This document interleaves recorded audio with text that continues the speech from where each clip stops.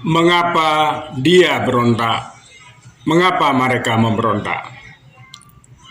Aceh yang pernah bergolak adalah suatu hikmah.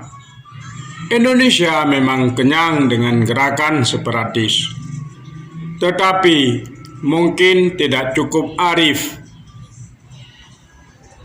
menarik pelajaran dari pengalaman.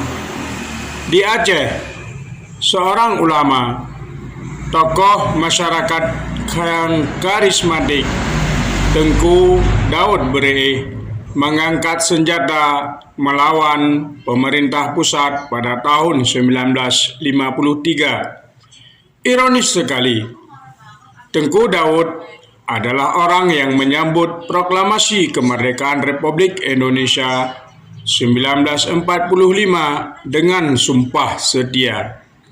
Ia mencintai Indonesia merdeka. Dihimpunnya dana masyarakat Aceh untuk membiayai perjuangan militer dan diplomatik Republik Indonesia melawan tekanan Belanda. Lantas, mengapa dia berontak?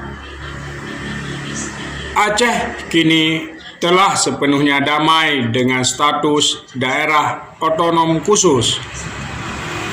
Setelah puluhan tahun bergolak, ada banyak alasan untuk tetap bergabung atau berpisah.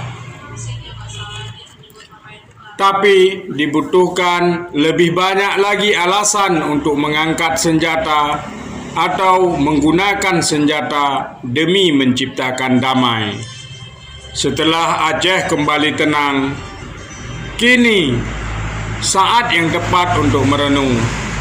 Mengapa mereka yang pernah jatuh cinta kepada Republik Indonesia kemudian mereka memberontak?